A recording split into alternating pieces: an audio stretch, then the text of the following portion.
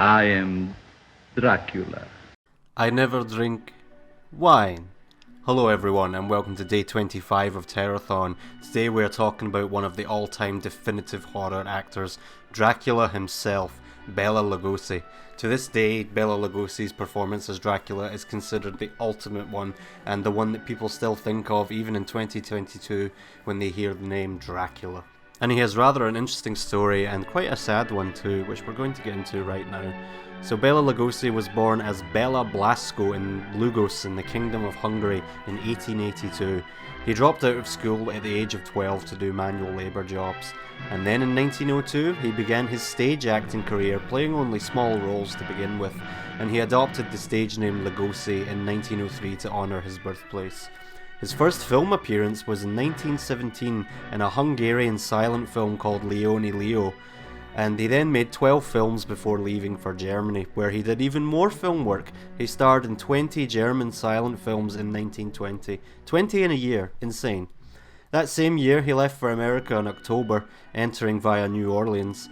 He worked as a labourer and then he joined an expatriate Hungarian acting troupe that toured eastern cities and played for immigrant audiences. His first English Broadway play was The Red Poppy in 1922, and then his first American film role was in The Silent Command, which came out in 1923.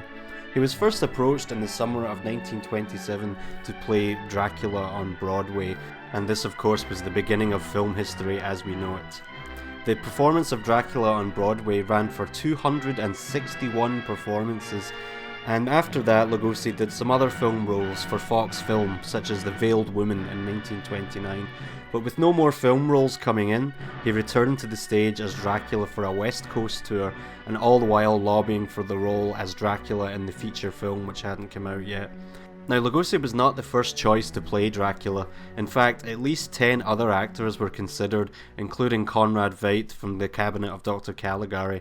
But lots of recasting eventually led to the Dracula role being offered to Lugosi after consideration from the film's director Todd Browning, and Dracula came out in 1931 and changed horror forever, cementing Lugosi as Dracula for all time. But unfortunately, he immediately became typecast in horror roles because of this. He appeared in White Zombie in 1932, some of the Edgar Allan Poe movies we've previously discussed like The Raven in 1935, and he appeared in Son of Frankenstein in 1939 as Igor. He worked with other legendary horror actor Boris Karloff, who played Frankenstein in 5 different films, but Lugosi was always given second billing, and this created a rivalry between the two actors, but there are contradictory accounts as to what extent the rivalry went to.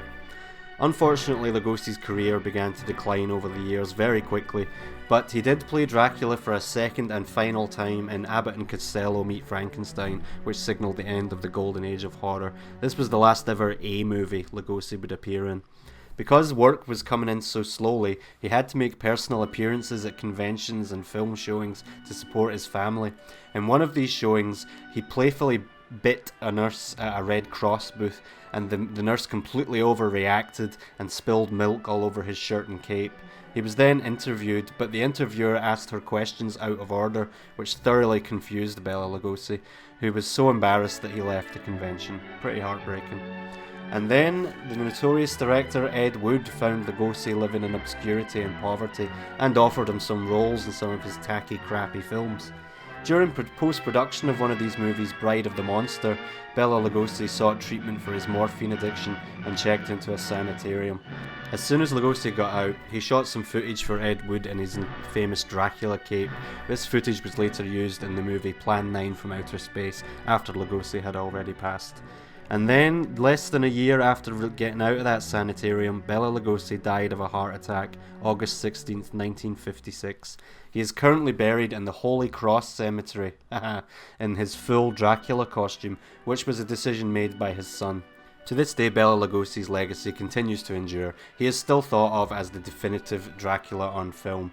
He was featured in the Ed Wood movie by Tim Burton, and he's even got a song all about him called Bela Lugosi's Dead by the band Bauhaus.